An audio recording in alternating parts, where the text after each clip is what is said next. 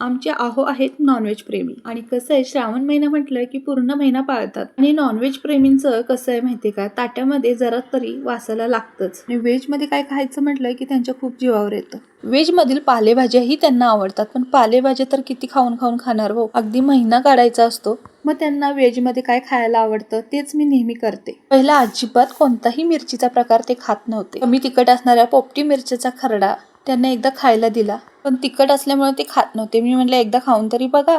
त्यांनी टेस्ट बघण्यासाठी एक घास खाल्ला, त्यांना इतका तो खरडा आवडला ना, तेव्हापासून मिरचीचा कोणताही पदार्थ केला की ते आवडीने खातात. भूक नसेल तर 2 घास जास्तच जातात. तर आधी का खात नव्हते, कारण तिखट असतं म्हणून. मग रोजच ताट्यामध्ये तळलेली मिरची, मीठ पाण्यातली मिरची, मिरचीचा खरडा, मिरचीचं लोणचं किंवा मिरचीची भाजी असे वेगवेगळे प्रकारे मी त्यांना करून देते. आवर्जून आवडीने खातात. तर त्यांच्यासाठी आज मी नवीन पद्धतीने मिरचीची भाजी बनवली आहे. त्रिकोणी बटनावर क्लिक करा, तुम्हाला पाहायला भेटेल.